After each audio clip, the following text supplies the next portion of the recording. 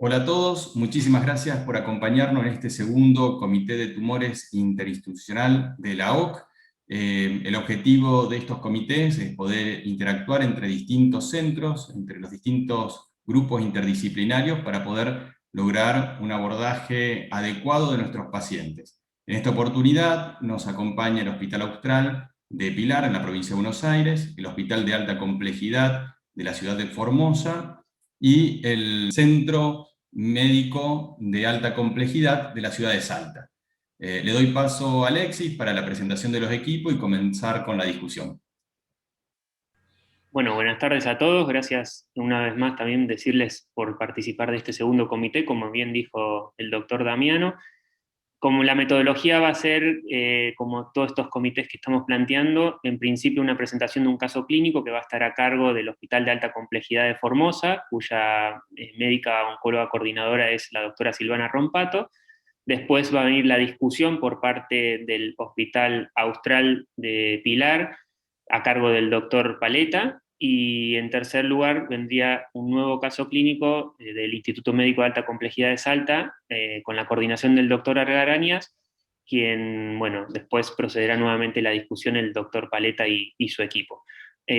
Cuando ahora la doctora Silvana Rompato, del Hospital de Alta Complejidad Formosa, hará la presentación de su primer caso clínico, y nos gustaría que nos digas, Silvana, quién forma parte digamos, de tu equipo. Hola, buenas tardes, muchas gracias por la invitación. Esto de poder participar es realmente muy rico para nosotros. Nosotros formamos un comité de mama integrado en forma multidisciplinaria por el patólogo de nuestra institución, que es el doctor Franco Benini, la mastóloga, que es la doctora Silvia Escobar, la imagenóloga, la doctora Ana María Paula Antueno, y también imagenólogo que hace intervenciones como punciones, el doctor Rubén Badarú. También está con nosotros otra oncóloga de nuestro servicio, la doctora Mabel Gil. Así que bueno, eso somos los que estamos presentes. Habitualmente somos algunos más, pero bueno, hoy estamos presentes en esta discusión multidisciplinaria, un poco representando a todas las áreas. Nos falta el radioterapeuta porque no tenemos radioterapia en Formosa, pero bueno, en breve, ya vamos por eso. A compartir, entonces, bueno, muy bien, este es el caso de una paciente que vimos por primera vez en la institución en diciembre de 2019. Ella tenía 61 años en el momento del diagnóstico, antecedentes de hipertensión arterial, bien controlada, sin antecedentes oncológicos personales ni familiares. Se había autopalpado un nódulo en la mama derecha 6 meses previos a la consulta. El examen mamario y axilar reveló mamas medianas péndulas, asimétricas, a predominio de la mama derecha, donde se palpaba un nódulo retroareolar en hora 9 de 5 por 4 centímetros, duro, pétreo, irregular, móvil con la glándula. Y en la axila se palpaba además adenopatía axilar móvil. La mamografía inicial fue del 4 de noviembre de 2019. Está con nosotros la imagenóloga, la doctora Paula Antueno, que si quiere contarnos y describir mejor la imagen. Sí, la paciente se presenta con una simetría focal de densidad en mama derecha cuadrante superior externo. Se complementa con un examen ecográfico, el cual revela una imagen nodular de márgenes no circunscriptos y un aumento de la ecogenicidad del tejido adyacente. Ecográficamente dio un diámetro de 35 milímetros axial máximo, y ese es el diagnóstico inicial que tenemos con ella. Bien, muy bien, ahí no pude captar la imagen de la eco, pero el informe reveló esto que decía Paula, 34 por 25 por 20 milímetros del nódulo, localizado en hora 9, rodeado por engrosamiento cutáneo. La mama izquierda era sin particularidades, y en la axila derecha se veían adenomegalias, imágenes adenomegálicas con reemplazo corticomedular, 3 de ellas, una de 26, otra de 14 y otra de 8 milímetros. Se categorizó como BIRAT 4C. Se planificó la punción, que la hizo el doctor Badaró, que está también presente con nosotros.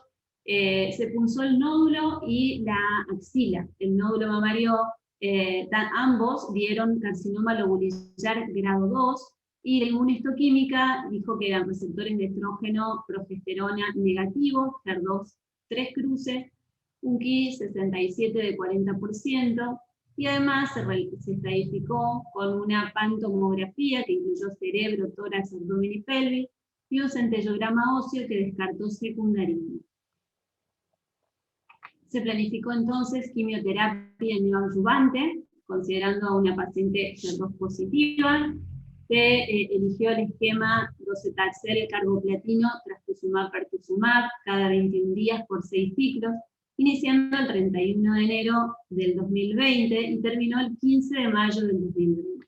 Se planificó luego la cirugía y posteriormente se había pensado en un doble bloqueo.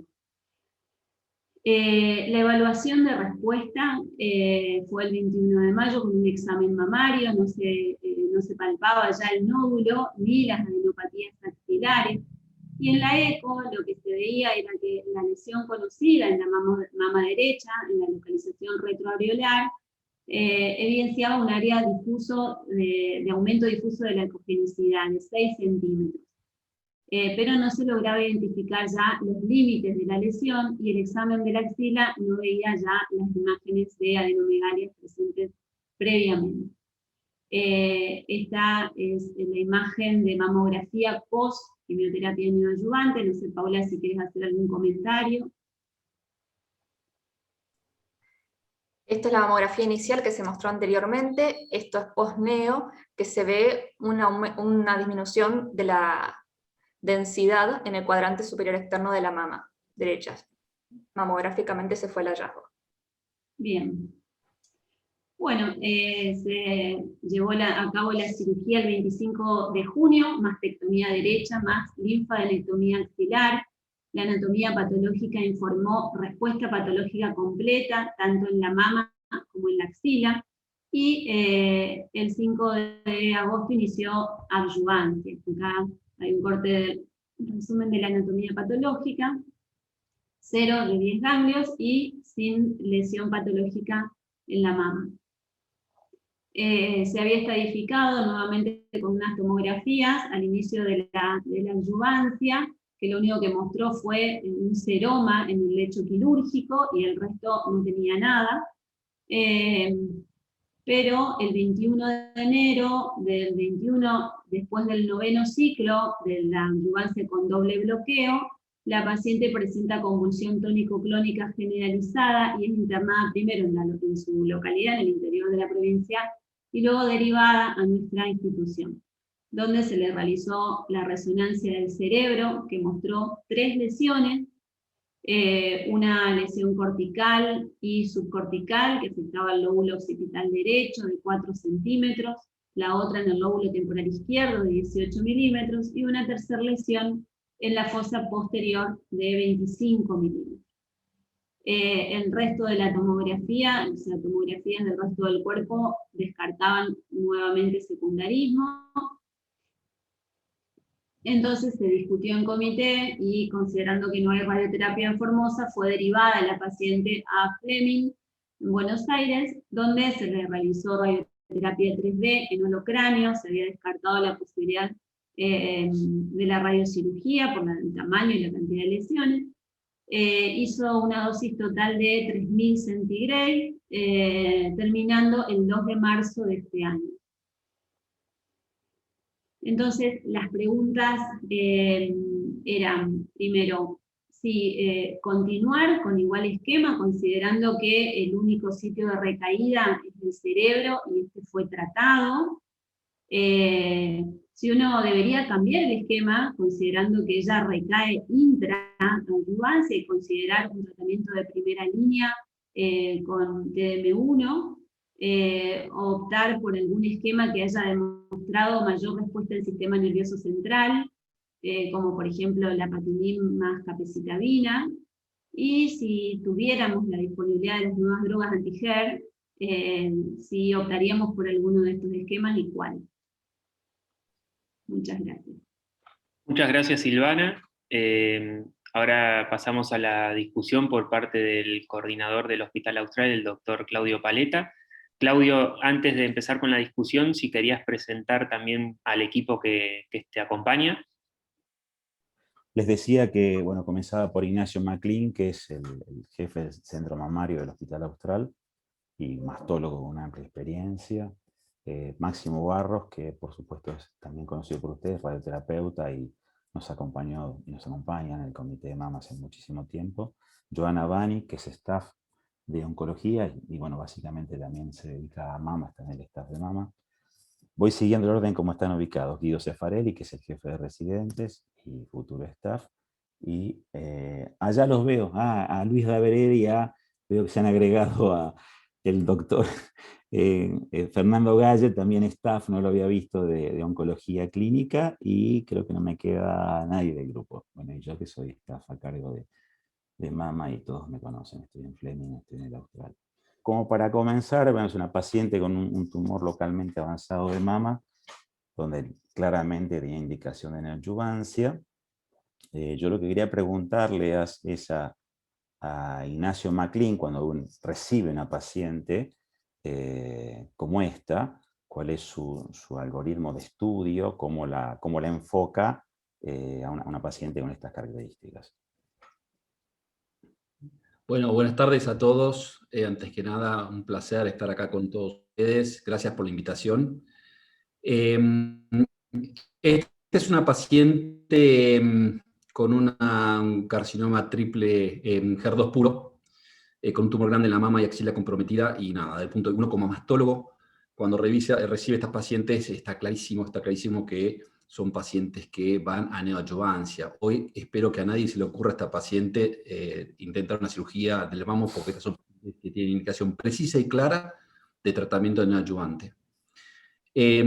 ¿Cuáles serían los objetivos? Y esto, mis comentarios desde el punto de vista del cirujano. Muchos de ustedes son oncólogos y tienen también su opción, pero nosotros como cirujanos, cuando yo veo una paciente o recibo una paciente de esta, yo como cirujano, ¿qué es lo que me interesa de la neoadjuvancia? Bueno, igual que ustedes, un poco evaluar la respuesta a la neoadjuvancia, y en base a esa respuesta tener información pronóstica. Sabemos que no es lo mismo una respuesta patológica completa que no.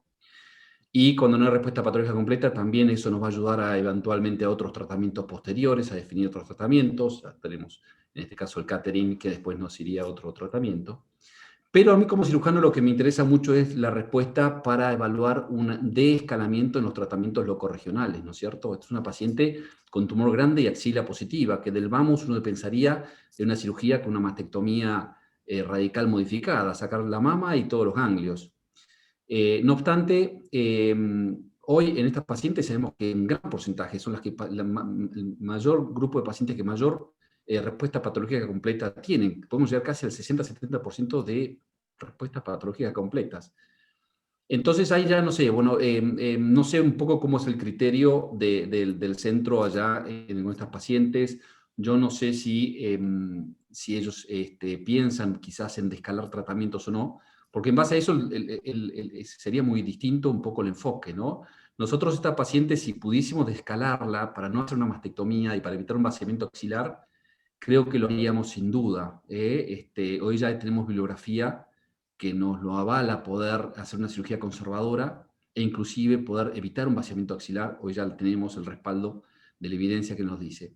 Primero, para eso necesitaríamos estudiarlo un poquito mejor a la paciente. Yo le hubiese pedido una resonancia magnética quizás para ver un poco la extensión de la enfermedad y también para medir la respuesta. Creo que hoy por hoy, después de la mamografía y la ecografía, la resonancia es el mejor método para evaluar estas pacientes pre y post neoadjuvancia.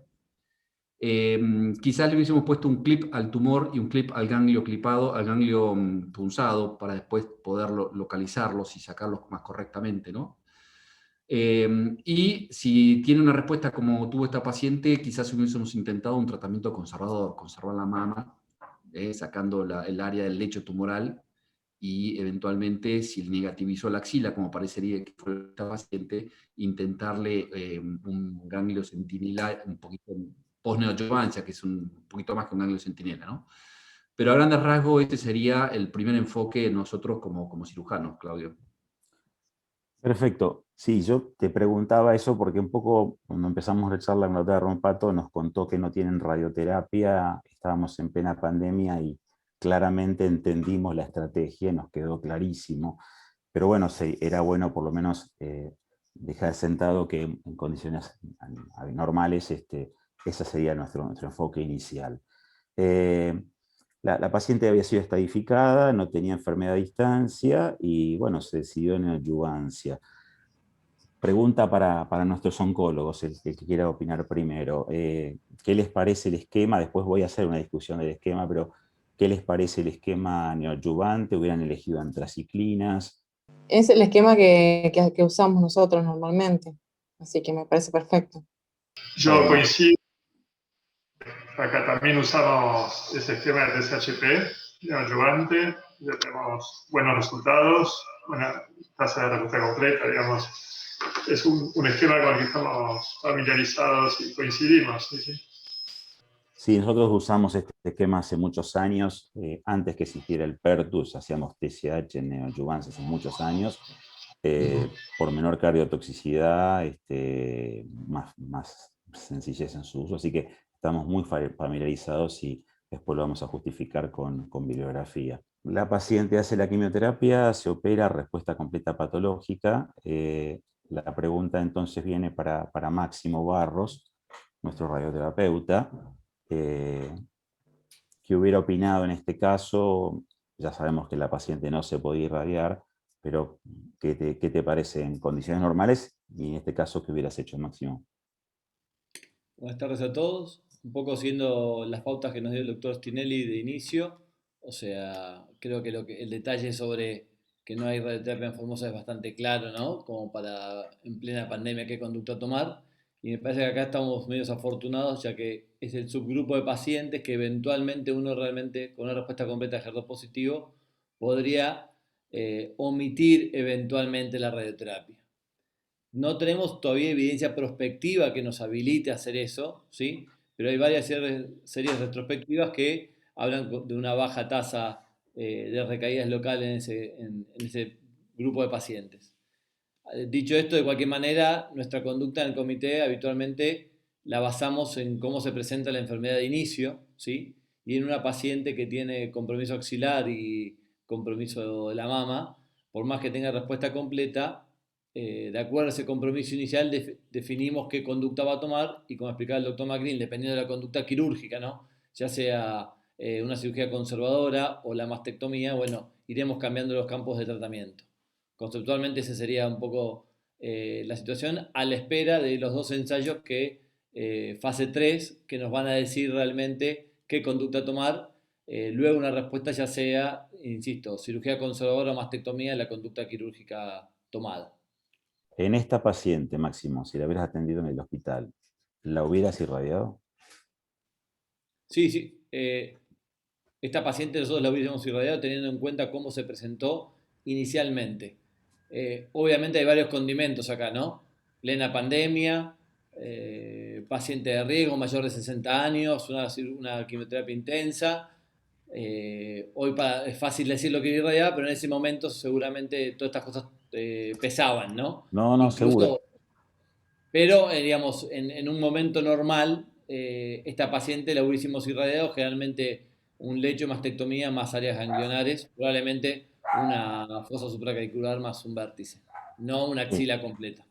Eso quería preguntarte, ¿qué campo hubieras usado? Perfecto. La paciente se opera, comienza el seguimiento e inicia adyuvancia con PERTU y TRASTU. Los oncólogos del grupo, ¿qué opinan? ¿Hubieran utilizado esta doble combinación? ¿Hubieran dejado solamente trastuzumab? ¿Qué hubieran hecho ustedes? Hubiéramos seguido con Trastu-Pertu, es lo que hacemos por tener axila positiva, aparte del grupo de receptores hormonales negativos son los que más se beneficiaron. En el trabajo Affinity, si bien Affinity no fue un trabajo hecho con neoadyuvancia, sino en adyuvancia, pero se beneficiaron mucho los pacientes con axila positiva y receptores hormonales negativos. Así que hubiéramos seguido con Trastu-Pertu.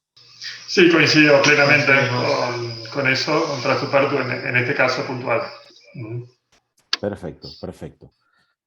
Bueno, la paciente queda en adyuvancia y debuta con enfermedad en sistema nervioso con convulsiones. Luis, Joana, Guido también puede opinar. ¿Ustedes solicitan imágenes por resonancia en pacientes asintomáticos en el seguimiento de estos pacientes? La verdad que en estos pacientes se los tiene que seguir de cerca, pero las guías te dicen que no hace falta pedir una resonancia o una tomografía, una imagen de cerebro. Los seguimos de cerca cuidando los síntomas, pero no pedimos de inicio. ¿Alguien distinto, Luis, Guido? No, solamente, digamos, como han dicho, digamos, en algunos casos tenemos bajo umbral para solicitar una resonancia magnética ante alguna duda de alguna sintomatología de tipo neurológica, pero no es de rutina en pacientes completamente asintomáticos. Perfecto. Yo no sé, Ignacio y Máximo tenían algunas diapos, si quieren mostrar. Bueno, nada, un poco lo que le decía yo, el objetivo nuestro como cirujanos es esto, no solamente evaluar la respuesta, porque es información pronóstica, hoy no es lo mismo la respuesta que tiene la neoadjuvancia desde el punto de vista del pronóstico, lo mismo que la enfermedad residual que a ustedes les va a servir para planificar después qué van a hacer con esta paciente. Para nosotros, para ver la cirugía, puede ser una cirugía en menos, tanto en la mama como en la axila, ¿no? Y esto es algo, conceptos y nociones que van en evolución, que vamos conociendo poco a poco. Está clarísimo hoy que se pueden hacer cirugías conservadoras a estas pacientes. Antes le teníamos miedo a la residual local, hoy sabemos que no. Cuando las cosas se planifican correctamente, no hay una mayor tasa de recurrencias locales. Lo mismo que en la axila, tanto en pacientes con axila que del vamos son clínicamente negativas la axila, N0 o N1, que negativizan, también podrían evitarse el vaciamiento axilar sin comprometer la sobrevida local y, por supuesto, sin duda, con mucha menor morbilidad, ¿no es cierto? Controversias actuales. Por un lado, desde el punto de vista de las imágenes, como decíamos, sería ideal a estas pacientes tener una resonancia magnética previa y posterior, colocar clic al tumor y al ganglio axilar, porque nos va a después servir si vamos a intentar un tratamiento conservador. Desde el punto de vista del ganglio centinela, doble marcación es si fue de axila comprometida, N1 del vamos, con el clip, después sacar el clip, más otros ganglios que se hayan marcado con la doble demarcación, nos va a bajar la tasa de falsos negativos. Respecto a la evaluación anatomopatológica, algunos temas. Las microcalcificaciones que quedan luego de la neoadjuvancia no siempre es enfermedad residual. Muchas veces son microresiduales, pero no relacionadas con células neoplásicas. No obstante, por el momento, la recomendación es adecuar la cirugía a las microcalcificaciones remanentes. Inclusive, si hay que hacer una mastectomía, se hará una mastectomía. Ganglio centinela, si se hizo un ganglio centinela, también se inmunohistoquímica en estos casos, porque post-neoadjuvancia, cualquier enfermedad remanente en el ganglio centinela es indicación todavía de vaciamiento axilar. Y el RCB, que es un índice que cada vez nos gusta más, es muy importante para evaluar un poco la respuesta y que nos pedimos, y ojalá que cada vez más patólogos lo evalúen, lo informen. Lo que decía Máximo Barros recién respecto a irradiar la axila en vez de hacer un vaciamiento axilar, todavía no tenemos estos protocolos en marcha, que estamos esperando el resultado. No podemos extrapolar todavía el resultado del Amaros, que es tratamiento upfront, y después la quimioterapia. No podemos llevar el Amaros, todavía tenemos que esperar estos resultados.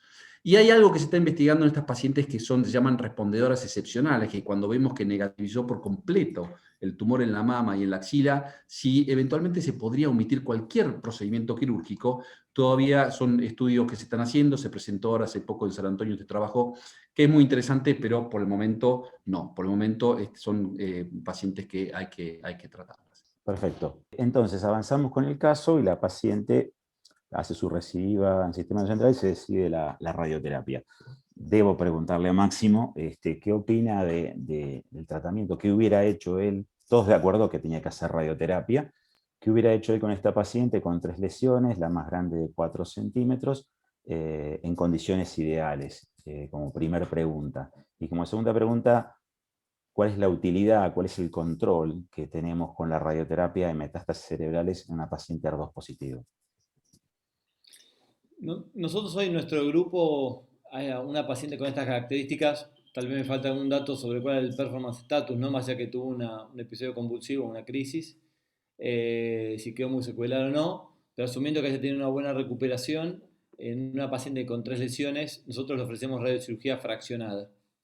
Presentaba 3 lesiones, ninguna mayor a 4 centímetros, y hoy con una resonancia que hacemos al momento de la fusión, más la que la paciente trae previamente, consideramos que tenemos una alta tasa de control local de estas pacientes, asumiendo que tienen un buen pronóstico en el contexto de que no hay enfermedad extracerebral, ¿no? Digamos, que está controlada. Nosotros estimamos que es una paciente que tiene un control local con radiocirugía por arriba del 80% al año, ¿sí? Y que, digamos, si colocamos todos los datos de la paciente en el índice de grupos pronósticos para metástasis cerebrales, esta es una paciente que tiene una sobrevida media de por lo menos 25 meses, ¿no? En el mejor de los casos. Así que, por eso es que en estos pacientes iniciamos el tratamiento con una radiocirugía fraccionada estrictamente las lesiones visibles. Un aspecto que es importante es que las pacientes HER2 positivas tienen casi tanta incidencia de metástasis cerebrales como las pequeñas células, ¿no? Pero a pesar de eso, como decía Joana recién, no tenemos hoy en las guías información que nos indiquen que tenemos que pedir una resonancia de rutina a estos pacientes, ¿sí? Incluso también se ha valorado la irradiación profiláctica de los pacientes HER2 positivas, pero bueno, no ha mostrado beneficios como para llevarlo esto a la práctica. ¿Alguna limitación por el número de lesiones o el tamaño máximo? Generalmente es el volumen, ¿no? Más que el número. O sea, cada vez tenemos pacientes con múltiples lesiones que las podemos tratar, pero va a depender el volumen de las lesiones, que es lo que va a afectar el tejido nervioso sano, ¿no? Entonces, por ahí con una lesión más, esta paciente de estas características ya hubiese sido bastante comprometido la cantidad de tejido sano que uno puede mantener sin irradiarlo. Entonces ya, digamos, el índice, digamos, o el beneficio y el riesgo ya se empiezan a unir. Bueno, la paciente completó radioterapia y un poco nos toca ahora a los oncólogos ver el tratamiento sistémico. Propuestas, hay varias, desde controlar, continuar con Trastu-Pertu porque tiene enfermedad extracerebral, está libre de enfermedad extracerebral, rotar a TDM1 o alguna molécula, algún neurofilosina quinasa más capecitabine, que por lo menos discutamos la primera conducta y después cuando yo haga la discusión por ahí lo completamos. Pero ¿qué harían en este momento? A mí me parece una buena opción que podríamos continuar con el doble bloqueo, si bien no tuvo progresión extracerebral, bueno, el tratamiento de las metástasis con radioterapia es el indicado. También sería una opción utilizar TDM1 y podríamos dejando, digamos, el apatinib con capecitabina para posteriori, ¿no? Pero bueno, una opción es, además también tenemos que todavía no salió la aprobación de tucatinib con capecitabina, o sea, como para guardarnos la capecitabina para después. Pero bueno, una opción sería seguir con el doble bloqueo. Sí, yo, digamos, una de las cosas que estaba pensando, el hecho de justamente que no haya hecho por ahí radiocirugía, en este caso, haya hecho lo cráneo, me orienta más hacia buscar una segunda línea con TDM1, más que continuar con el doble bloqueo, como para darle algo más activo ahí, más agresivo a nivel, digamos, del sistema nervioso central. Digamos, había un estudio evidente que demostró que no había, digamos, en términos generales, en metástasis cerebrales, diferencia de sobrevida entre holocráneo y SBRT, pero en este caso particular creo que, digamos, con la data que nos está dando Máximo, en enfermedad HER2 positivo, digamos, yo creo que eso es una excepción, ¿no? Porque sabemos que estas pacientes pueden estar muchos años, muchos meses con metástasis cerebrales controladas, ¿no? Así que bueno, estaría entre esas dos opciones, quizás me tiento un poco más buscar una segunda línea con TDM1, pero bueno, yo creo que las dos son válidas. Sí, yo un poco estaba pensando lo que decía Luis, con el tema del control local, donde había tenido la progresión a nivel del sistema nervioso central, y bueno, teniendo las dos opciones, creo que tendría como la mejor opción continuar con el doble bloqueo, y tratando de hacer el control local en sistema nervioso. Me inclinaría un poco más por ese lado. Perfecto. Fernando Gallet, que estás ahí, ¿alguna opinión? No, sí, Claudio, yo concuerdo con lo que estamos compartiendo entre todos de hacer un control local con radiocirugía y continuar con el doble bloqueo con pertuzumab, trastuzumab. Esa sería mi primera opción, ¿no? Perfecto, perfecto. Si les parece, les muestro un poco la evidencia bibliográfica que busqué de todo lo que se hizo desde la neoadjuvancia hasta ahora. Y bueno, yo básicamente lo que me encargaron fue buscar sustento bibliográfico de lo que se fue haciendo y lo encontré, por supuesto, porque existe. Y en primer lugar, cuando hablábamos del esquema de elección que usó el grupo, claramente uno conoce claramente los dos estudios, el Neosphere y el Trifina. Los dos tienen su rama sin antraciclinas, y yendo un poco en detalle al Trifina, la rama que utilizamos siempre es la rama de docetaxel, pertu, trastu y carbo, que son 6 ciclos, y hace el doble bloqueo durante todo el tratamiento, y luego completa el año, en este caso era de trastuzumab. Este esquema tiene una tasa muy alta de respuesta a completas patológicas, y es lo que nosotros buscábamos en este caso, aumentar la tasa de respuesta completa patológica, porque eso es un subrogante de sobrevida, y vemos que es el que tiene mayor tasa de respuestas. Así que claramente, totalmente de acuerdo con el esquema, y hace mucho que lo adoptamos. Debería tener menos cardiotoxicidad porque no utiliza antraciclinas. En el estudio, el endpoint primario de Trifina era toxicidad cardíaca, y en realidad fue muy parecida entre todos los grupos, y generalmente durante el tratamiento y luego resolvía. Pero bueno, es nuestro esquema favorito, lo usamos con factores estimulantes de colonia del primer ciclo. La tasa de respuesta a completas patológicas es mucho mayor en las pacientes con receptores negativos en los 3 grupos, y en el grupo de TSHP, fíjense que llega casi al 84%, así que estamos acostumbrados a ver respuesta completa patológica. Y en un follow-up de casi, el último follow-up que se publicó en 2018, de casi 5 años de seguimiento, sigue habiendo diferencia entre el grupo que hizo respuesta completa patológica y el que no lo hizo en sobrevida libre de evento. Así que perfectamente el tratamiento avalado y compartido.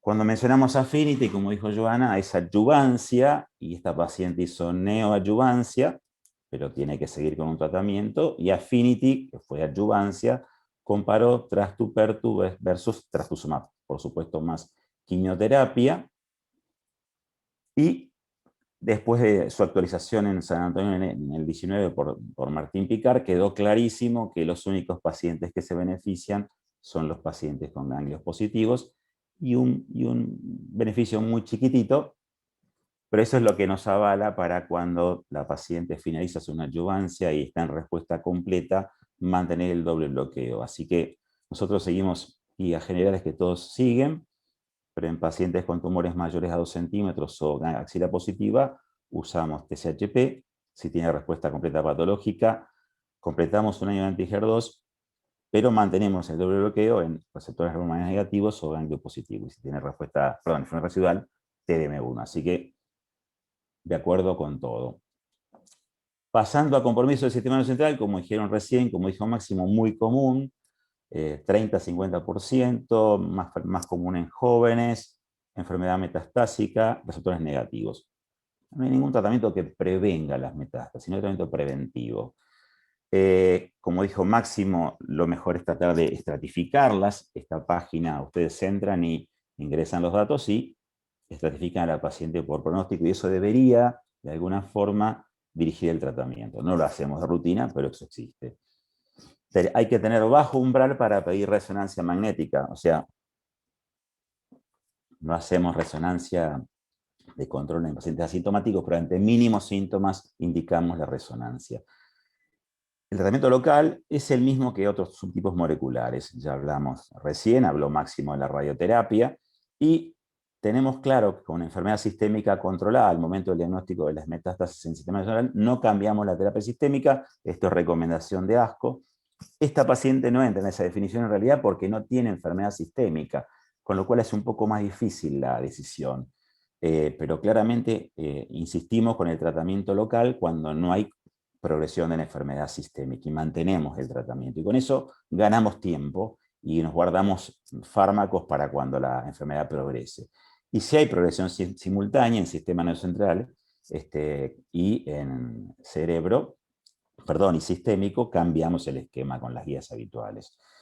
Traté de ver qué incidencia había de metástasis cerebrales en pacientes que hacían Affinity, porque en Trifina y en Neosir no está reportado, y en pacientes que estaban haciendo Affinity, el 2% de las pacientes tuvieron como primer evento la recaída en sistema nervioso central, no es tan alto, y en el Kaffering, que son pacientes que no tuvieron enfermedad residual, no tuvieron respuesta completa, llega casi a un 6% en el grupo de TDM1, o sea que en este grupo es peor el pronóstico. Nuestra paciente no entra en ninguna de estas definiciones, la probabilidad es muy pequeñita, pero la paciente recayó en el sistema central. Revisando un poco drogas que tienen actividad, más allá de Perto y Trastu que la paciente ya recibió, TDM1 es una droga que tiene actividad, y fíjense que en algunos estudios como el Camila, en las pacientes con metacerebrales llega hasta un 66% la reducción de tamaño, no claramente la respuesta objetiva, que varía según las series. Lo que sí es muy malo es el PFS, que es de unos poquitos meses, las pacientes progresan rápidamente. Y de la Emilia, que recuerdan que comparaba TDM1 contra el APA-CAPE, el riesgo de metacerebrales es mayor en el grupo que hace TDM1, de acuerdo con que la molécula es más grande y no pasa al sistema nervioso central. Lapatinib tiene actividad, sobre todo combinado con capecitabine y sobre todo en pacientes que no se habían irradiado. Fíjense que en este grupo de pacientes, lapatinib más cape, no radioterapia tienen una respuesta en sistema nervioso del 6%, pero nuevamente el PFS es muy cortito. Neratinib es una droga activa y por supuesto que la tasa de respuestas es mayor en las pacientes que no hicieron lapatinib, con un PFS nuevamente muy cortito. Y el estudio NAL lo voy a mencionar porque también lo necesitamos para la discusión de Facundo, y es un estudio que comparó neratinib versus lapatinib, por supuesto con capecitabine ambos, pero lo menciono porque había pacientes con metástasis cerebrales asintomáticas.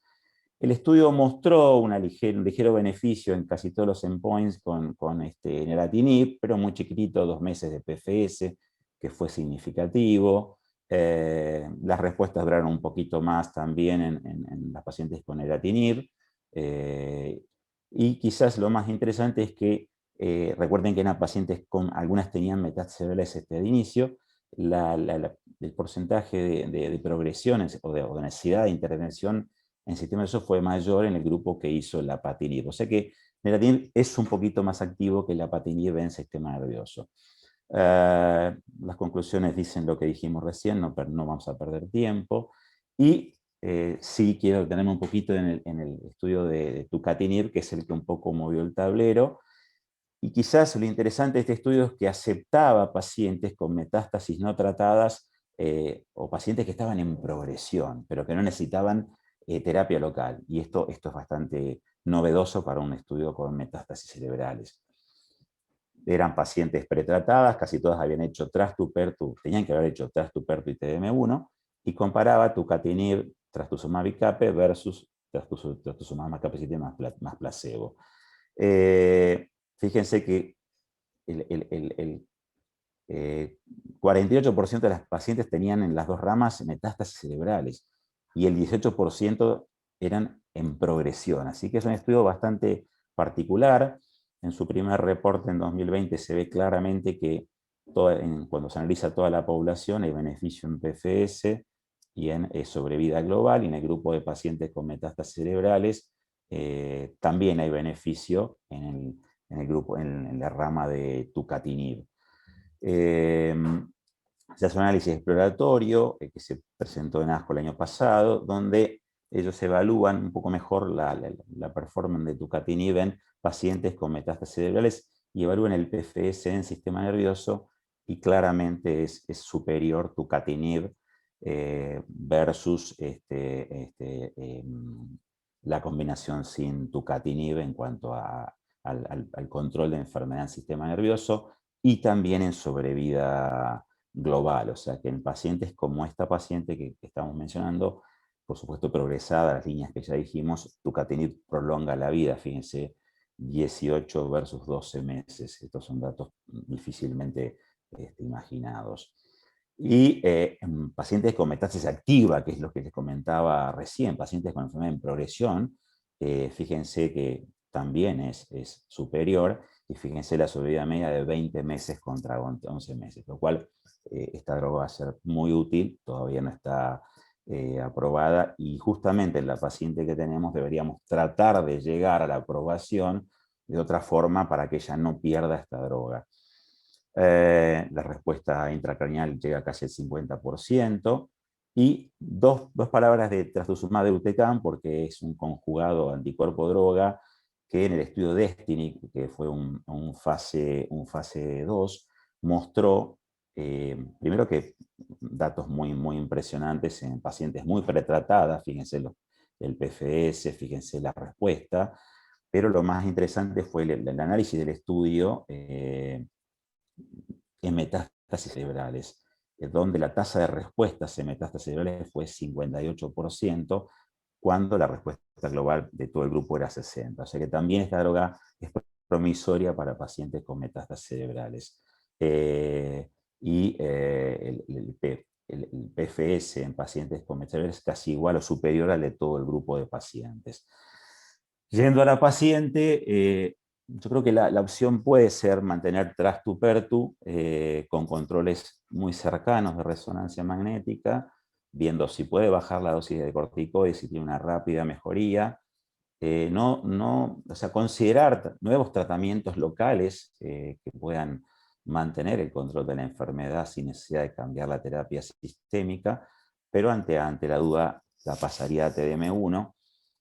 Primero porque son las secuencias de aprobación, y segundo porque necesitamos ganar tiempo. No le daría a esta paciente neratinib, porque en realidad quiero reservarla para tucatinib. Entonces, si usamos capecitabine, pedimos el partner y después vamos a usar tuca. Así que personalmente yo trataría de estirar todo el PFS que pueda con esta paciente, con medidas locales o con TDM1, para reservarla para tucatinib. Por supuesto el tratamiento local cuando corresponda. Hasta ahí llegaríamos con la discusión. Bueno, muchas gracias, Claudio. La verdad que bastante claro. Antes de pasar al caso clínico de Facundo, te queríamos preguntar, Facundo, también para que nos puedas dar tu opinión en base a cuál sería la consideración también en este caso, si coincidís también en continuar con el mismo tratamiento sistémico, habiendo hecho tratamiento local. No, la verdad que excelente las discusiones. Un caso muy complejo porque es una situación dramática, una paciente que en adyuvancia y que estaba haciendo el doble bloqueo tiene esta recidiva que, como dijo Claudio, es muy poco frecuente, como se vio en el Affinity. Y coincido plenamente que tenemos que ahorrar, y más que nosotros que no tenemos disponibles las herramientas todavía nuevas de tucatinib, más trastuzumab deruxtecan, tenemos que tratar de ahorrar las herramientas para las líneas subsiguientes. Así que creo que esta es una enfermedad que si uno hace el tratamiento local y el resto del cuerpo, por los estudios de extensión, no hay ninguna evidencia de progresión sistémica, el ideal sería continuar con Trastuzumab, completar la adyuvancia y esperar a una nueva recidiva, el cambio ya a las líneas que tenemos disponibles, que serían TDM1, y si no llega a tiempo trastuzumab, tucatinib, capecitabine, una opción para seguir sería el estudio NALA que mostró Claudio con neratinib y capecitabine, si es que no tenemos disponible la otra droga. Eso es un poco la secuencia, que es más o menos lo mismo que han dicho todos. Bueno, muchas gracias. Así podemos pasar al caso de Facundo. Acá en Salta la unidad de mama está constituida, no están todos porque algunos no pudieron por cuestiones de horario, pero está con nosotros la doctora Analía Medina, que es oncóloga clínica y parte del staff, la doctora Dolores Barrios, que es la imagenóloga especialista en imágenes de patología mamaria, el doctor Marcelo Monteros, con quien discutimos siempre la patología, y el doctor Juan París, que es nuestro mastólogo, uno de nuestros mastólogos. Así que ellos son los que están ahora presentes en la discusión. Radioterapia, claro, por la discusión, cuando se hablaba de las cuestiones y los recursos locales, tenemos un centro de radioterapia en Salta, con 2 radioterapeutas excelentes que trabajan para toda la provincia, así que por cuestiones de tiempo tampoco están presentes, pero tenemos permanentemente diálogo y comunicación para poder discutir multidisciplinariamente todos los casos. Este caso que les vamos a comentar es el de una mujer de 51 años que es de una localidad del interior de la provincia de Salta, que está a 2 horas de la ciudad, antecedentes previos médicos, sobrepeso, sin cirugías previas, sin antecedentes familiares, y en ese momento, cuando la conocimos, estaba en su perimenopausia. En enero del 2012 la paciente nota retracción del pezón y para agosto del 2012 se realiza una ecografía donde tenía 2 nódulos mamarios, 30 y 18 milímetros y múltiples adenopatías axilares derechas, una resonancia mamaria donde tenía una lesión de 4 centímetros en la mama derecha con engrosamiento cutáneo y edema en el complejo areola-pezón. Le realizan una punción histológica de la mama derecha y de la adenopatía derecha, que la anatomía patológica describe un carcinoma lobulillar invasor, grado histológico 2 en la mama, y en el ganglio también carcinoma ducto lobulillar. La inmunistoquímica eran receptores estrogénicos 60%, progesterona 80%, el HER2 negativo y un Ki67 del 25%. En ese momento, los estudios de extensión de esta paciente eran un centellograma óseo que tenía una positividad para una MTS, parecía francamente una MTS, en el 4º arco costal izquierdo, una imagen dudosa en el 7º arco, y el resto del estudio era negativo. En la tomografía se podían ver las adenopatías axilares, nodulillos pulmonares inespecíficos, la imagen mamaria y en la ventana ósea de esta tomografía se veía únicamente la lesión lítica costal, no se veían otras imágenes. Finalmente tiene un PET del 17 de septiembre del 2012 que era positivo en el arco costal, pero también muestra la epífisis femoral derecha y el cuello quirúrgico del fémur izquierdo, y era dudoso en la sacroiliaca. Además, también captaba los sitios de la mama y de la axila derecha. Esta paciente consulta por primera vez en septiembre con todos estos estudios, septiembre del 2012, recuerdo, y al examen físico tenía un tumor en la mama derecha, grande, de 8 centímetros por 8 centímetros, y una adenopatía axilar derecha de 2 centímetros. Esta paciente ya había estado en Buenos Aires, de hecho, y había sido su caso discutido en un comité multidisciplinario. Acá en Salta volvimos a discutir el caso y también lo discutimos en conjunto, y se decidió realizar por la presentación clínica de las metástasis y el número de metástasis visibles, un tratamiento con un protocolo como para una enfermedad oligometastásica, apuntando por la juventud de la paciente y también los deseos de las pacientes a tratar de obtener la máxima respuesta y ver si era factible realizar después un control local.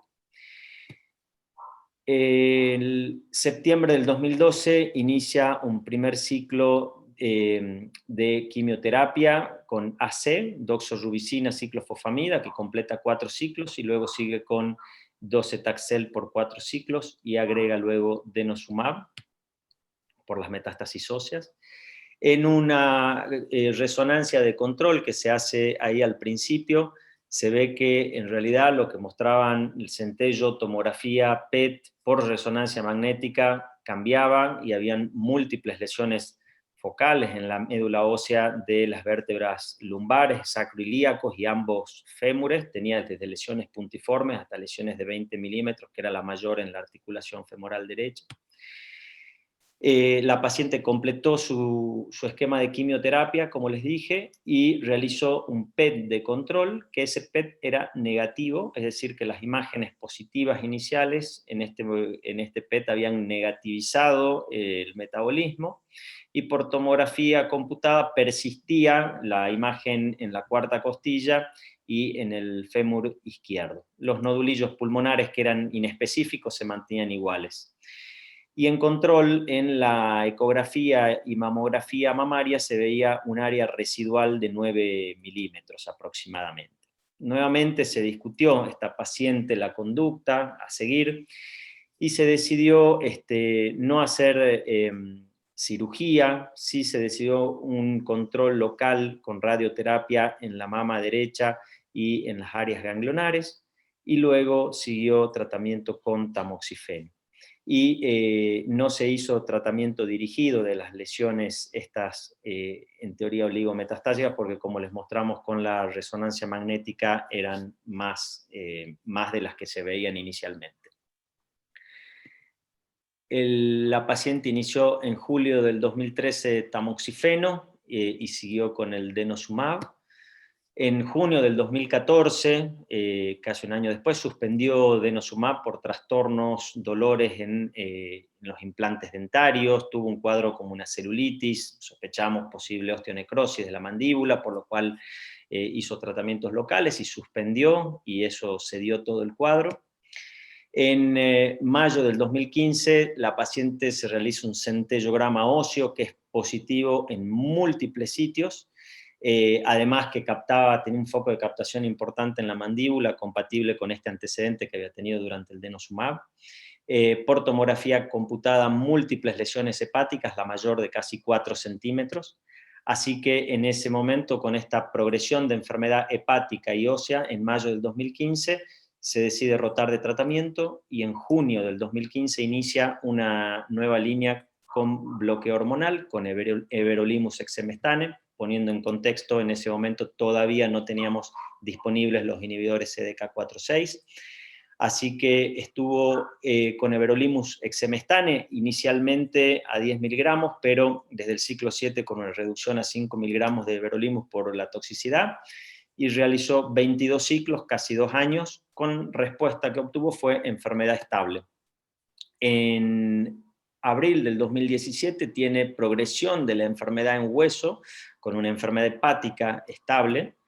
Realizó en ese momento por dolor radioterapia focalizada en S1, tenía compromiso de partes blandas asociadas a esta progresión, y rotó el tratamiento en mayo del 2017 a una nueva línea con un bloqueo hormonal con fulvestrán y palbociclib, que ya estaba disponible en ese momento. Por supuesto que esto no estaba en la secuencia clásica de estos estudios, no habían admitido las pacientes con exemestane previo, pero en este caso considerábamos que por la sensibilidad de la paciente valía la pena intentarlo.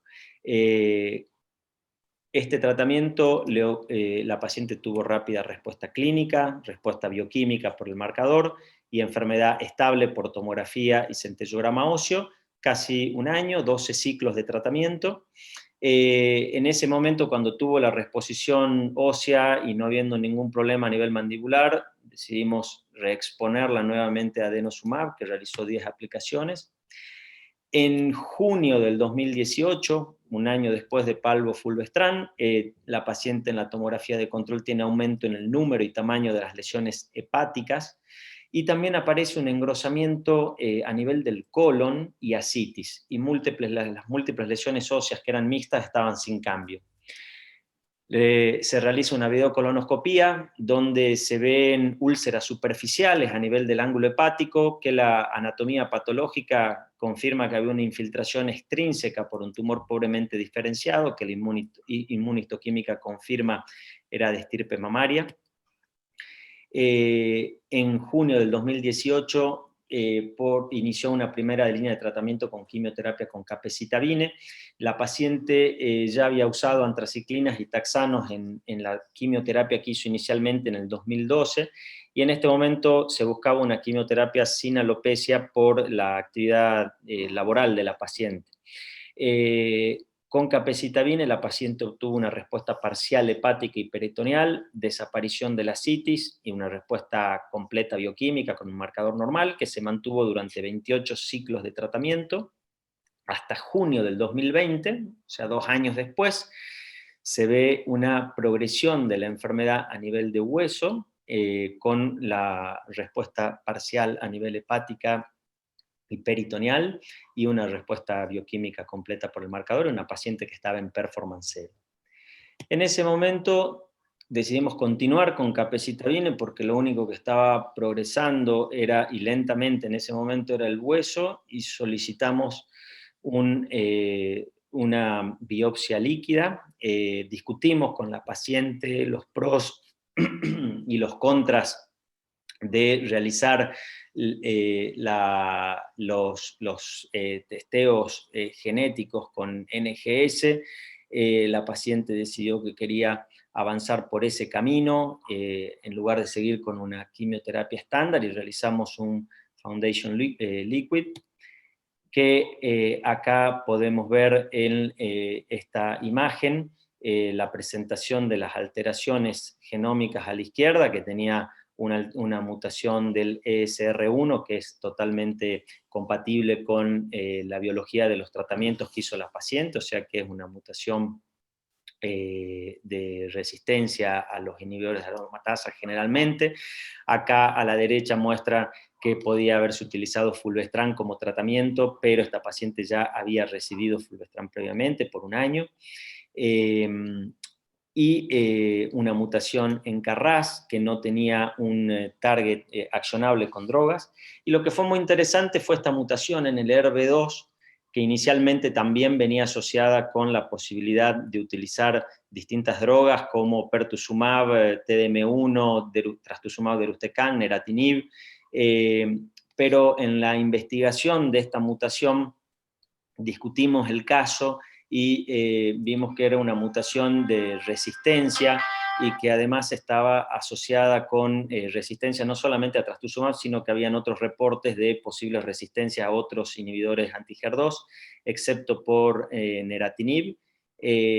Así que esta paciente, luego de discutir su caso en un comité multidisciplinario y entendiendo que este era un tratamiento off-label, un tratamiento no aprobado específicamente para esta indicación, decidimos comenzar el tratamiento con neratinib, y por el hecho que la progresión era solamente a nivel óseo y la enfermedad del resto de hígado y abdomen, de hígado y peritoneo estaba controlada, decidimos mantener capecitabine.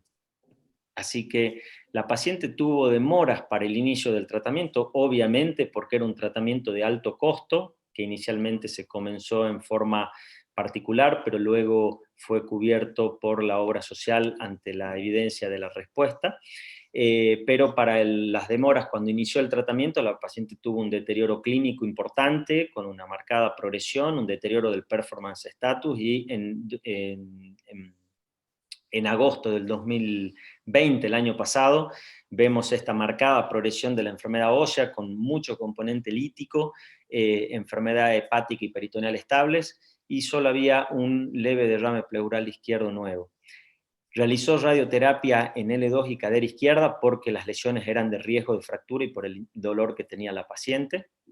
Y finalmente el 28 de agosto inicia neratinib con capecitabine, que rápidamente tiene una respuesta clínica con mejoría del dolor, rápidamente mejoría del marcador, la toxicidad, diarrea, grado 1, que fue controlada con dieta y loperamida, que mantiene esa dieta y loperamida hasta el día de hoy, y pudo hacer este tratamiento por 9 ciclos, hasta la fecha, hasta el último control, el 8 de marzo, que estaba en performance 0, asintomático, trabajando normalmente, y en una tomografía de febrero la enfermedad estaba estable en todos los sitios, salvo una ligera alteración de la grasa mesentérica, y había una mínima cantidad de líquido en el Douglas que no estaba presente en la previa, pero decidimos que por el beneficio clínico había que continuar con el tratamiento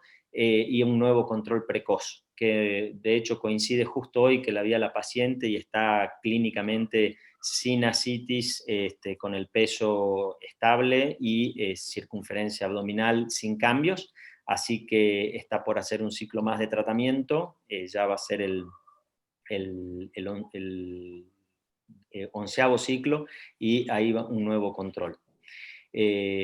Así que ese es el caso. Muchas gracias.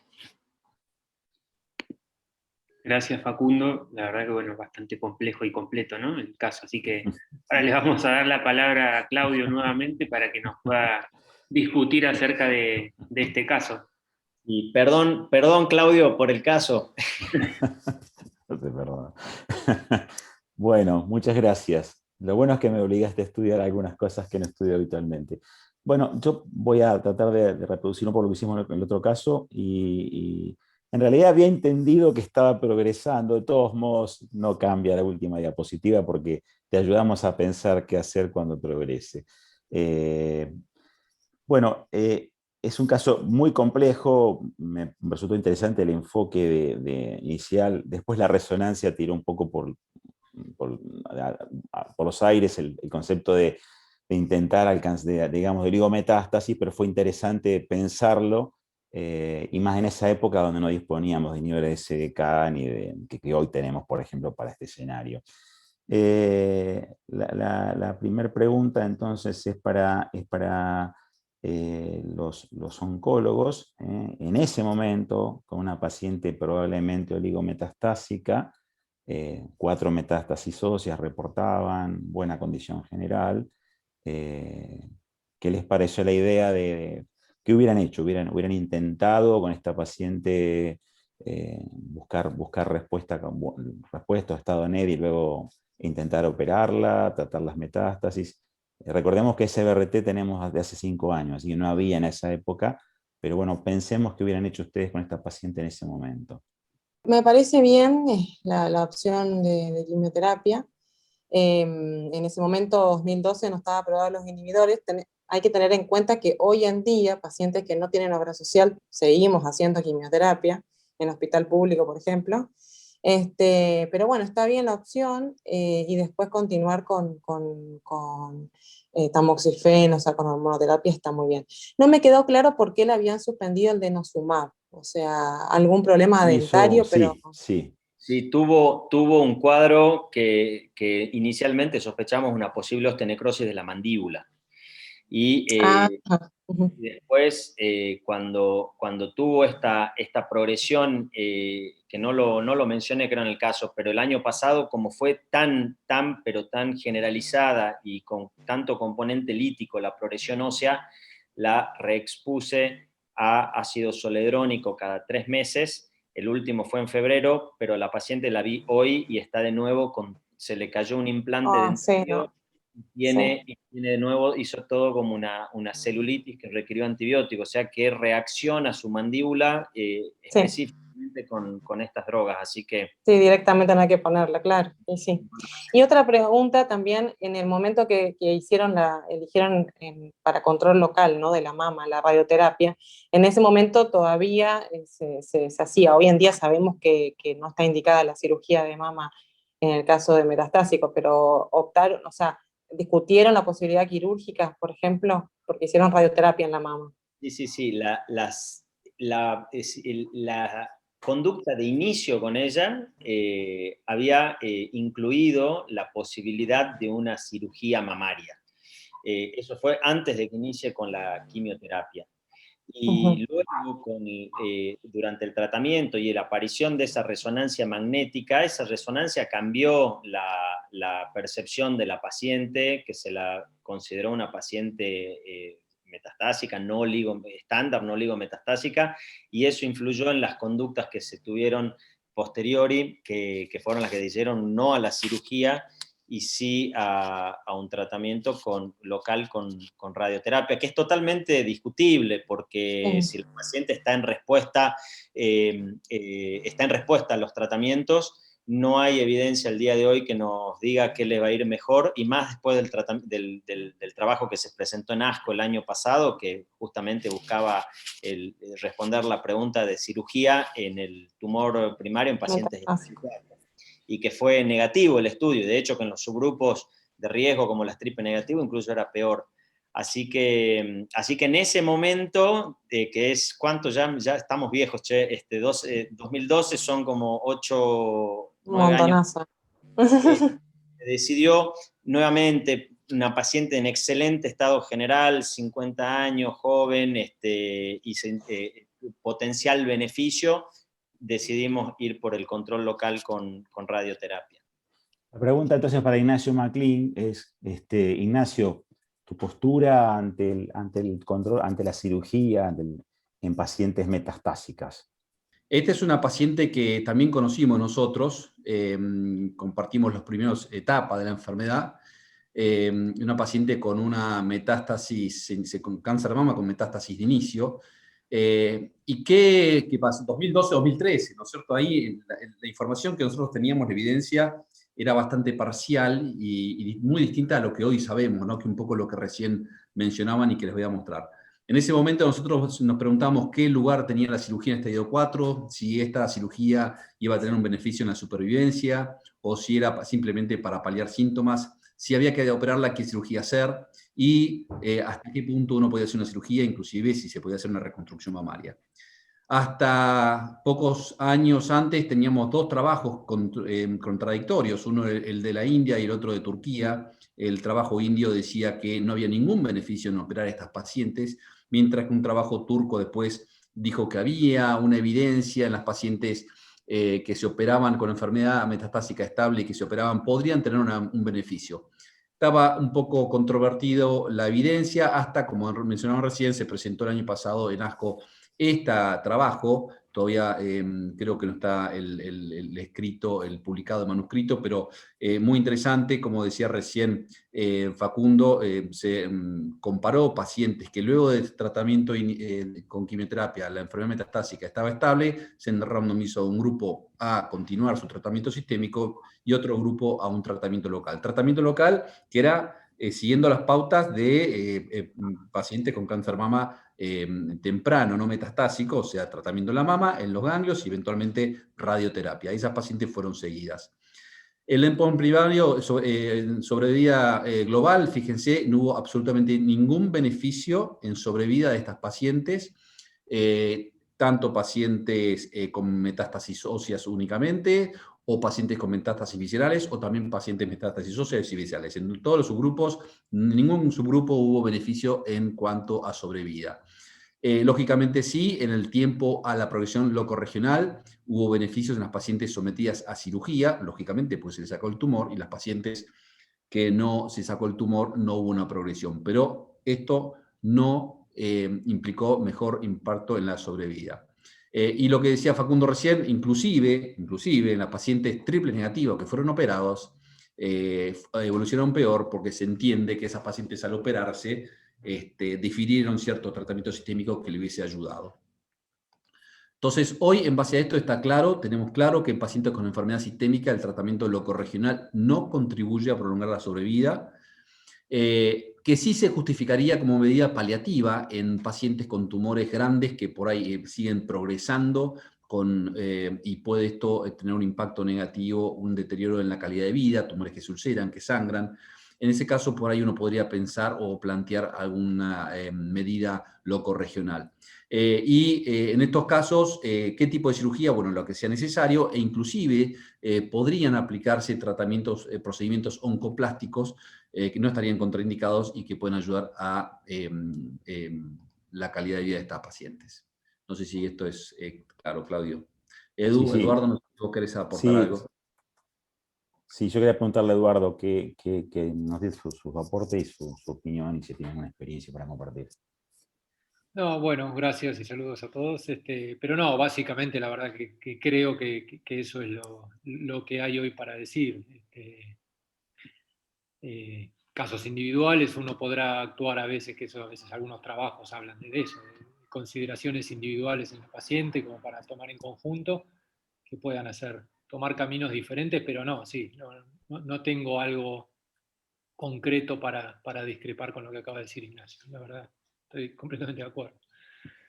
La pregunta es... El tema de esto de alcanzar el estado de NET, quedar libre de enfermedad, y si tenés una paciente, qué sé yo, con una única lesión metastásica resecable, donde la cirugía de la mama es una cuadrantectomía, y la paciente tiene una muy buena respuesta, digamos, a la terapia sistémica, digo, ¿considerarían ustedes como cirujanos en esa paciente la cirugía para dejarla NET? Digo, ¿qué piensan?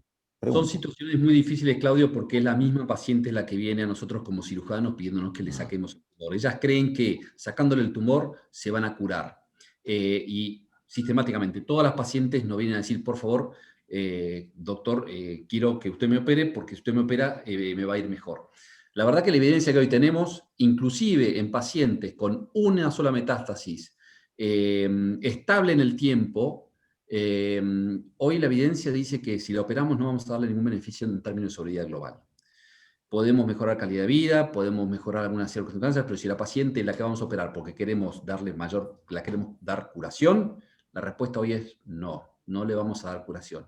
Podemos hacer otras cosas, podemos dar calidad de vida, podemos operar a la paciente porque la paciente se va a sentir mejor, pero hoy la evidencia, si uno tiene que responder en base a lo que está escrito, y la evidencia, nosotros como cirujanos no tenemos mucho que hacer. Sí, sí, pero no cerrar la puerta a esas otras cuestiones que no tienen que ver con la supervivencia global. Puede ser un beneficio, eso que decía Ignacio, en calidad de vida, en sensación del paciente, en sentirse en la paciente, y bueno, va a evitar por lo menos esa eventual progresión en algún caso, pero sí, no prometer nada más que eso, obviamente. Perfecto. Máximo, ¿qué te parece lo de la radioterapia? ¿Estás de acuerdo con la indicación? Creo que estamos todos de acuerdo. ¿Y qué te parece que en cuanto a utilidad, si va a ser suficiente para el control? ¿Qué nos puedes contar de eso? Sí, la verdad, bueno, coincido un poco con las apreciaciones de Ignacio y Eduardo, que son cuestiones que discutimos en el comité cuando se presentan. Pero y hoy visto para atrás es difícil ir en contra de lo que se hizo, porque todo fue dando resultado en parte, ¿no? Hace tanto tiempo atrás también donde faltaban muchas herramientas que hoy tenemos. Incluso hoy es una paciente que le podemos ofrecer un hipofraccionamiento, entonces si yo la quiero irradiar en pos de algo de control local, voy a hacer un tratamiento corto, menos agresivo, mejor para el paciente. Entonces, en ese contexto estoy de acuerdo con la conducta tomada. Y en los últimos años se han presentado varias series, más en el ámbito de lo prequirúrgico, ¿no? Pero, digamos, de pacientes localmente avanzadas que recibieron tratamiento inicial con radioterapia. Entonces me parece que puede aportarle un control local y bueno, vemos esto, que a veces cuando uno es agresivo con la paciente tratando todos estos focos de enfermedad y podemos ir personalizando también su tratamiento, bueno, hoy vemos el beneficio en este caso, ¿no? Que a priori uno no lo hubiese imaginado.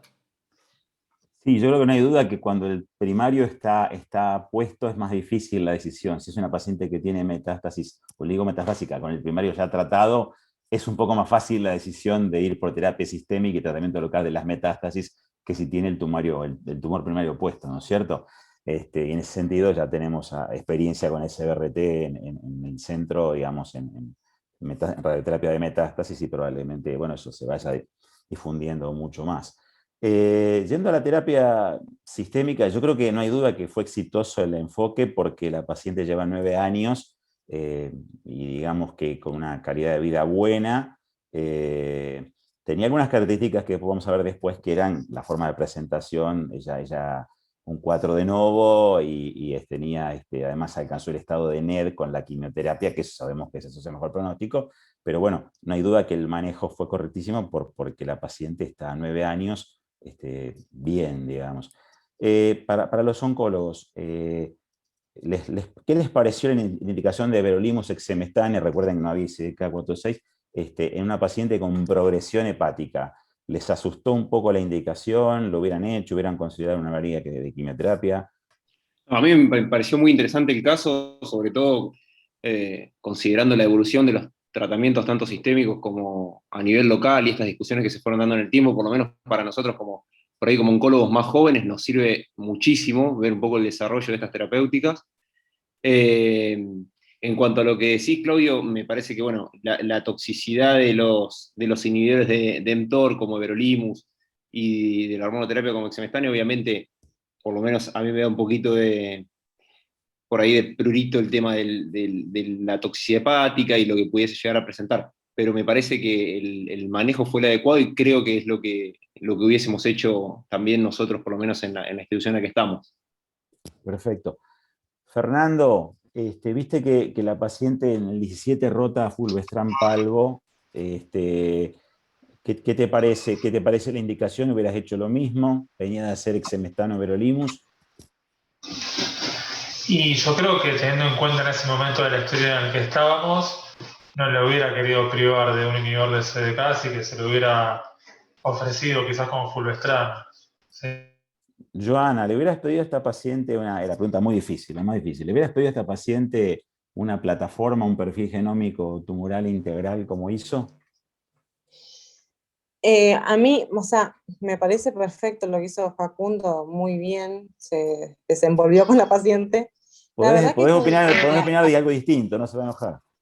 la plataforma es, o sea, es una opción como paciente politratada, cuando uno dice, bueno, ¿qué le puedo pedir a esta paciente que, a ver cómo la puedo ayudar? Sabiendo que tiene sus limitaciones, que, bueno, no sé cómo logró que la prueben el neratinib con cafecitabina, pero bueno, bien. La inestabilidad del microsatélite se llegó a pedir, eso no nos había quedado claro No, ahora te lo voy a explicar, pero no, en esa perfecto. época Foundation Liquid no lo incluía, ahora ya lo incluye. Perfecto. Se puede hacer por Sí, pero inmunohistoquímica, podría ser una opción pedir el Foundation. No sé, Facu, ¿qué ibas a decir? Lo mismo que vos, Claudio, que eso tiene, cómo se presenta el informe que dicen indeterminado, pero no significa que no la tenga, pero en realidad en este caso es negativo. Pero generalmente la mayor parte de estos estudios vienen como indeterminada la explicación de los microsatélites y hay que avanzar y preguntar qué significa eso a los que lo hicieron. Y totalmente de acuerdo con vos, Joana, que estas plataformas, primero, nuevamente quiero aclarar, no es un estándar,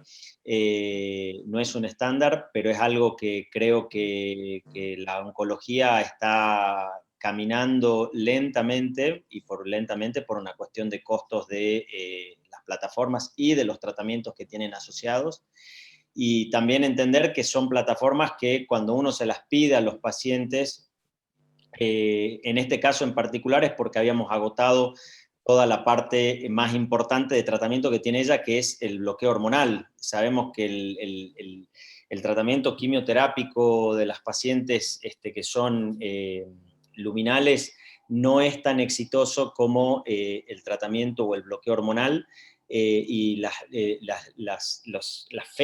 tiempos a la progresión se van acortando y a veces se acortan de una manera rápida que no permite hacer otras cosas. Así que en ese contexto y también entendiendo la ubicación de esta paciente en cuanto a su actividad laboral, porque necesitaba un tratamiento que sea por ahí justamente esto, una droga target que no produzca alopecia, no moverse a una quimioterapia clásica, y entendiendo que además del costo de la plataforma, que no lo cubre ninguna obra social, el tema de que el porcentaje de eficacia que puede llegar a tener en el sentido de brindarle un cambio terapéutico también es bajo. Es menor al 20% la chance de encontrar un target que pueda ser útil con estas plataformas.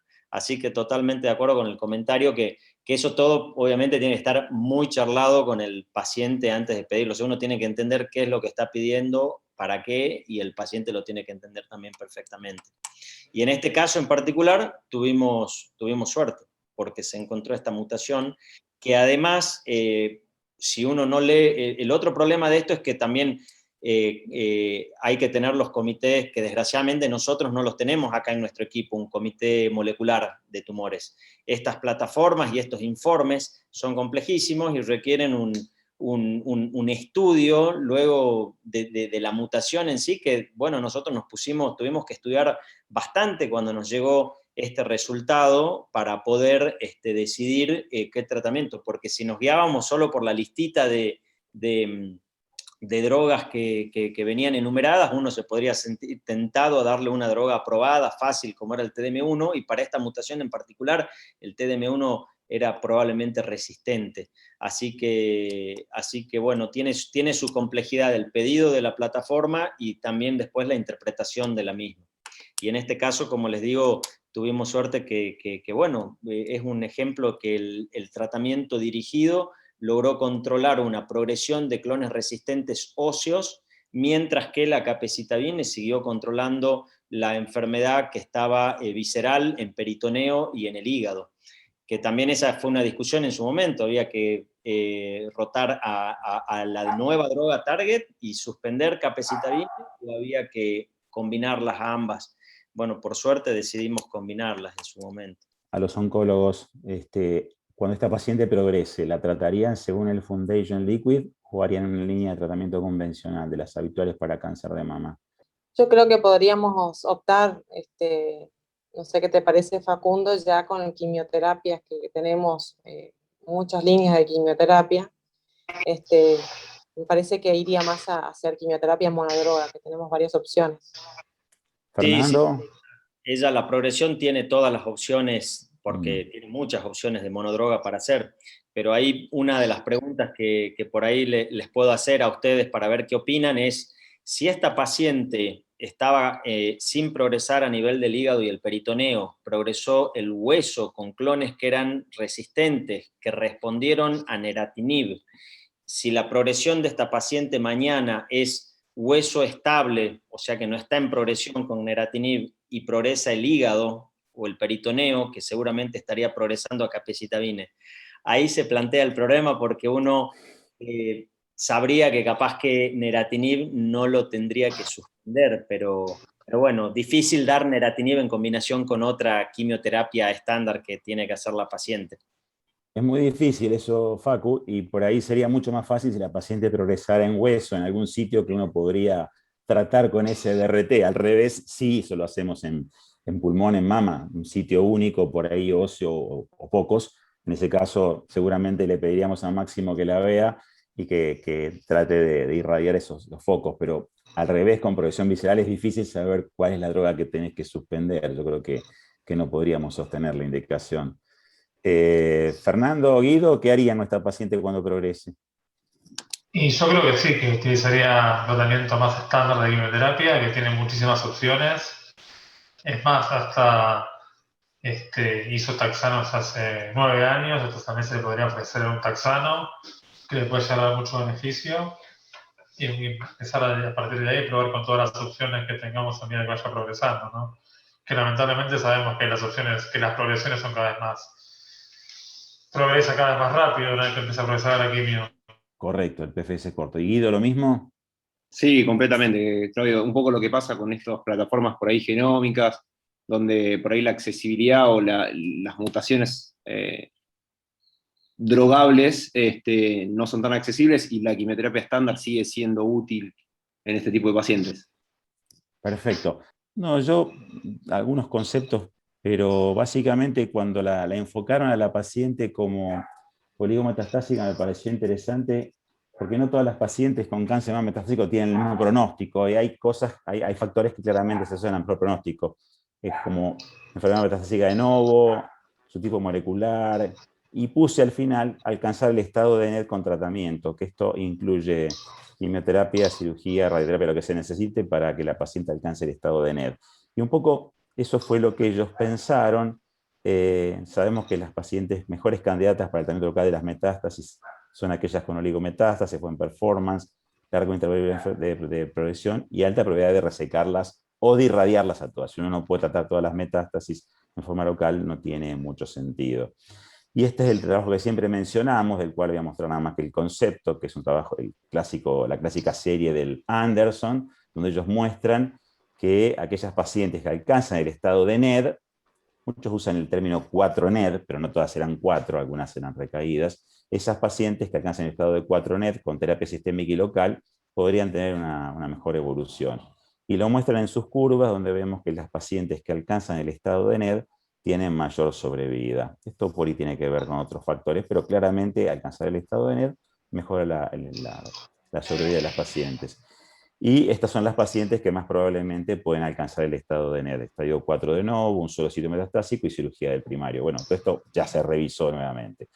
Cuando Facu indica exemestano y everolimus, todos nos acordamos del bolero 2, que era en pacientes progresadas a letrozol o anastrozol, ¿no es cierto? O sea, resistentes a nivel de aromatasa.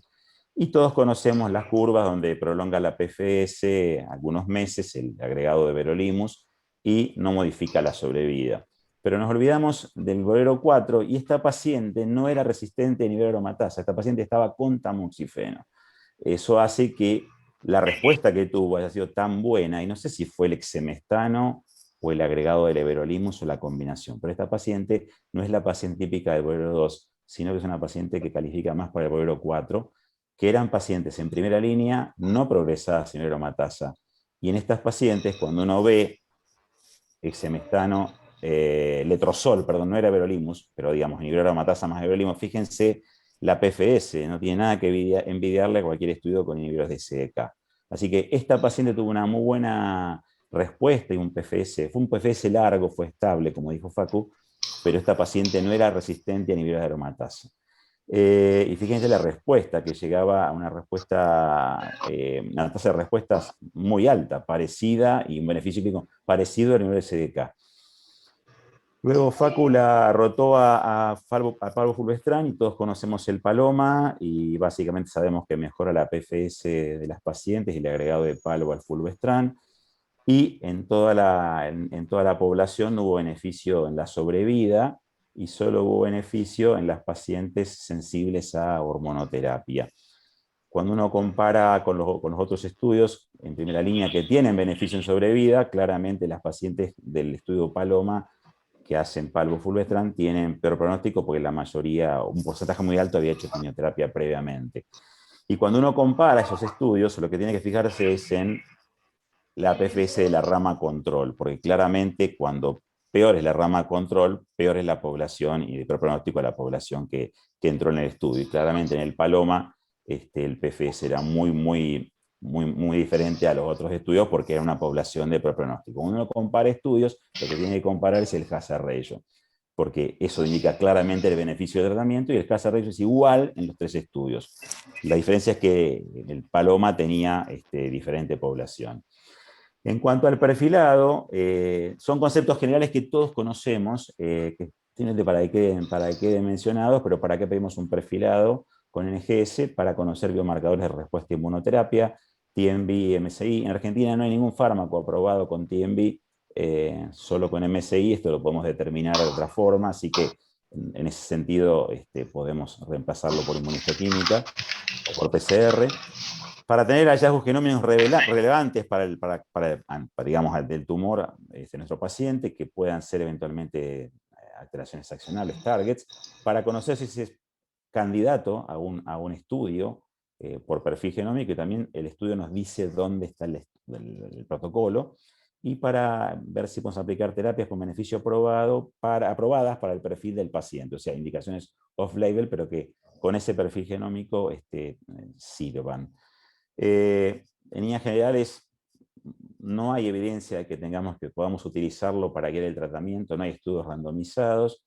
El uso de agentes target fuera de su indicación no siempre mejora la evolución comparado con tratamiento estándar, y las guías de ABC5 y las de ESMO para NGS solo los recomiendan en pacientes que pueden ser elegibles para un protocolo. Dicho esto, lo que dijo Facundo, tenemos pacientes que hacen plataformas, pedimos plataformas.